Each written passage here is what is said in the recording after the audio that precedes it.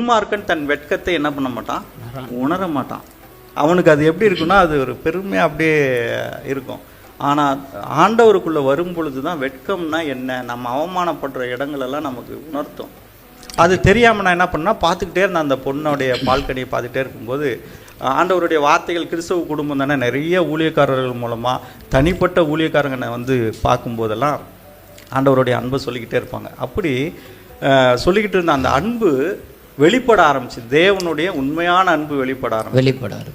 அப்போ அவர் வந்து எனக்கு முன்னாடி நின்று என்னுடைய தலையை தொடுகிற ஒரு உணர்வு எனக்கு வந்துக்கிட்டே இருக்கு. நல்லாவே தெரியுது, யாரோ என் தலையை தொடுறாங்கன்னொன்னே இது தேவன் தான் தொடுறாருன்னு எனக்கு நல்லா தெரியுது. அப்போது வந்து அவர் வெளிய ஒரு உணர்வில் இடைப்படுறாரு. நீ எப்படி தேடி தேடி போகிற, எப்படி சுற்றி சுற்றி உன்னுடைய அன்பை காமிக்கிறதுக்கு போகிற, அதை விட அதிகமாக நான் உன்னை நேசிக்கிறேன், அதை விட அதிகமாக நான் உனக்கு நல்ல வாழ்க்கையை கொடுக்கணும்னு உன்னை தேடி தேடி வரேன், உன்னை சுற்றி சுற்றி நிற்கிறேன், உன் கதவை ஏக்கத்தோடு தட்டிக்கிட்டே இருப்பேன், நீ எப்போ திறப்ப, எனக்கு இடம் கொடுப்பியா, ஏன் உன்னோட இருதயத்தில் என்னை ஏற்றுக்கொள்ளுவியா, இடம் கொடுப்பியா அப்படின்னு சொல்லிட்டு ஆண்டவர் கேட்டே இருக்கிறாரு. எனக்கு வந்து என்னன்னா அவர் சொல்ல சொல்ல என்னடா இவர் வந்து இதை உடனே என்ன பண்ணிடுவார், இந்த கதையை முடிச்சிருவார் போல இருக்கு. ஆனால் நீங்கள் வந்து அங்கே மரத்தடியில் சீரியஸாக இருக்கிறேனே, நான் ரிசல்ட்டுக்காக சீரியஸாக இருக்கிறேன்.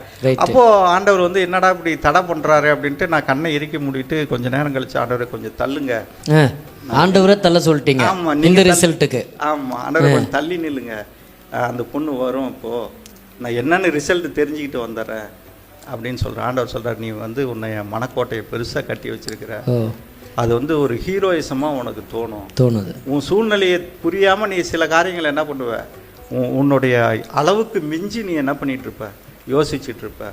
ஸோ நீயா எட்டி உதச்சின்னா அந்த கட்டடத்தெல்லாம் இடிச்சிட்டின்னா நான் அழகாக என்ன பண்ணுவேன், மாளிகையாக கட்டி கொடுப்பேன். கண்டிப்பாக நீயா கட்ட நினைக்கிற காரியங்களெல்லாம் உனக்கு ரொம்ப வேதனையை கொடுக்கும் அப்படிங்க. ஆனால் நான் கேட்கல, ஆண்டவர் என்னென்னு தெரிஞ்சுக்கிட்டு வந்துடுறேன்னு சொல்லும்போது ஆண்டவர்கிட்ட ரிசல்ட்டை பார்த்துட்டு வந்துடுறேன் ஆண்டவரேன்னு சொன்னேன். ஆனால் ரிசல்ட்டு வந்தது எப்படின்னா அது ஒரு கொடிய வேதனைக்குள்ளே தான் என்னை தள்ளினது.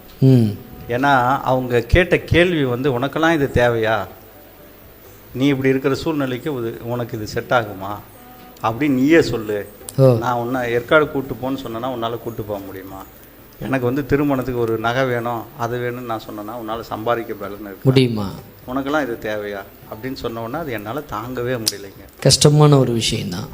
அதுக்கு பிறகு தான் வந்து ஆண்டவர் சொன்னதை நினச்சேன். தம்பி தொடர்ந்து ஜபம் பண்ணிக்கிட்டே இருந்தார் இல்லைங்களா, எனக்காக ஜபம் பண்ணும்போது அந்த சம்பவங்களை அரங்கேற ஆரம்பிச்சது. கர்த்தருடைய அன்பை வெளிப்படுத்தி என்னை கொண்டு அங்கே ஜபம், இங்கே ரிசல்ட்டு ஆமாம் வெளியே வருது. ரைட்டு. ஏன்னா நாம் எதிர்பார்க்கறது